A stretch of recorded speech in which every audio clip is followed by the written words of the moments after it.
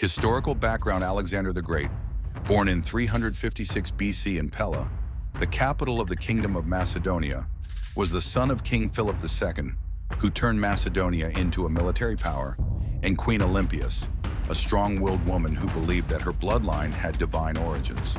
From a young age, Alexander was taught that he was descended from Achilles, the hero in the Iliad. Thanks to the education of Aristotle, Alexander not only mastered philosophy, art, and science, but also gained a deep understanding of politics and warfare.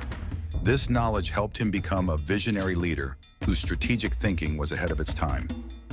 The beginning of the conquest. After King Philip II was assassinated in 336 BC, Alexander ascended to the throne at the age of 20. His authority was quickly challenged by Greek city-states, including Athens and Thebes, who believed Macedonia would weaken. In response, Alexander acted swiftly and ruthlessly. Thebes campaign 335 BC. He led his army to crush the revolt and destroyed Thebes as a deterrent to other city-states. This was a powerful message. Any resistance would be punished without mercy.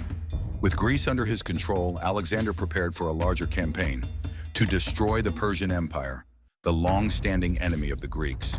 Campaign against the Persian Empire.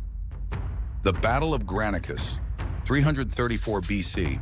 Alexander's first battle in Asia Minor took place at the Granicus River. After crossing the Aegean Sea, he led his 40,000-strong army through cities in Asia Minor, an area long under Persian control. The Persian forces, commanded by local satraps and outnumbering Alexander's forces 3-1, were prepared to halt his advance. Battle situation. The Granicus River flowed swiftly, and the Persian forces were positioned strongly on the banks, creating a natural defensive line. Despite being at a disadvantage, Alexander made a bold decision. He chose to lead his cavalry, one of his most formidable units, charging directly into the Persian ranks. This action went against conventional tactics, which typically saw commanders remain behind the front lines to direct the battle. Victory and significance. Alexander's bravery and cunning were rewarded when the Persian forces could not withstand the cavalry's assaults. Many Persian commanders were killed or captured, resulting in a resounding victory for Alexander. This victory opened the door for further conquests in Persian territory, expanding his control over Asia Minor. The Battle of Issus, 333 BC. After the victory at Granicus, Alexander continued his southward advance toward the Persian Empire. On his journey, he encountered King Darius III of Persia and his massive army at Issus in a decisive battle in 333 BC.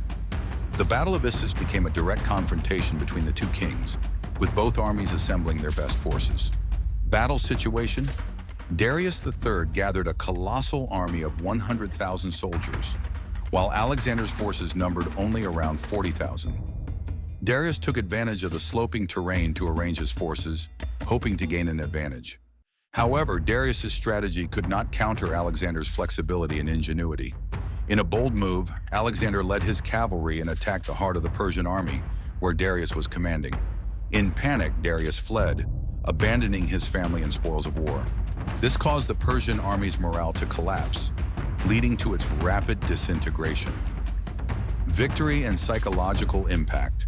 The Battle of Issus was not only a military victory, but also had a profound psychological effect. Conquest of Egypt, 332 BC. After his victory at Issus, Alexander continued his journey south to Egypt, a region under Persian rule. Due to the oppressive Persian rule, the Egyptians had already lost loyalty to the empire. As Alexander arrived at the Egyptian border, he was welcomed as a liberator. Warm reception. Unlike his previous campaigns, the Egyptian campaign faced little resistance. The people of Egypt opened their gates to Alexander, eager to escape Persian oppression. As he advanced, Alexander encountered little opposition and quickly took control of major cities such as Pelusium and Heliopolis, founding Alexandria and being made pharaoh.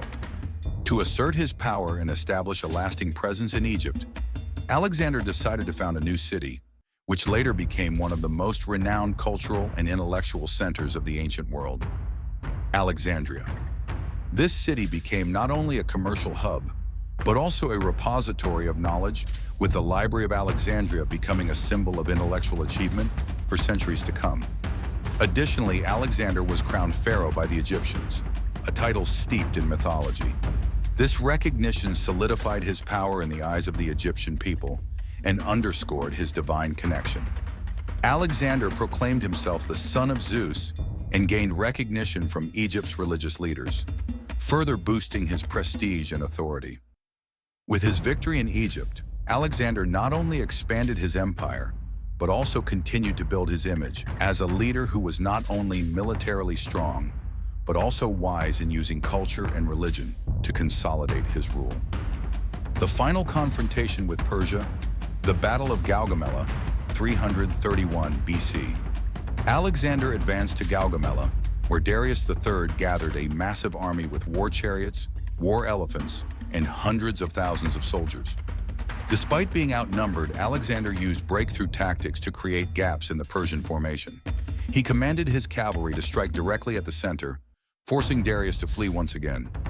After this battle, the Persian Empire officially collapsed, and Alexander entered Babylon, the most magnificent city of the time. Journey eastward. Unsatisfied with conquering Persia, Alexander continued his march eastward. The Battle of the Hydaspes River, 326 BC. In India, he faced King Porus, who commanded a massive army of war elephants.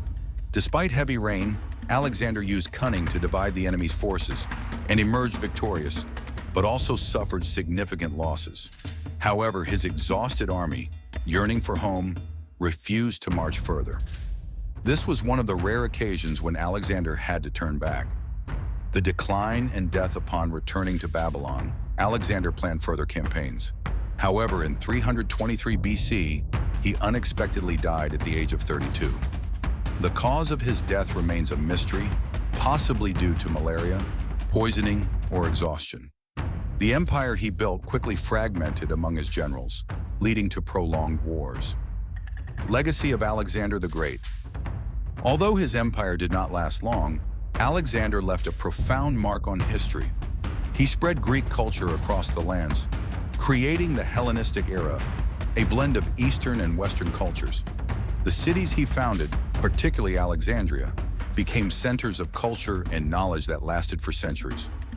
Conclusion. Alexander the Great was not just a king, but a symbol of the ambition to transcend all limits.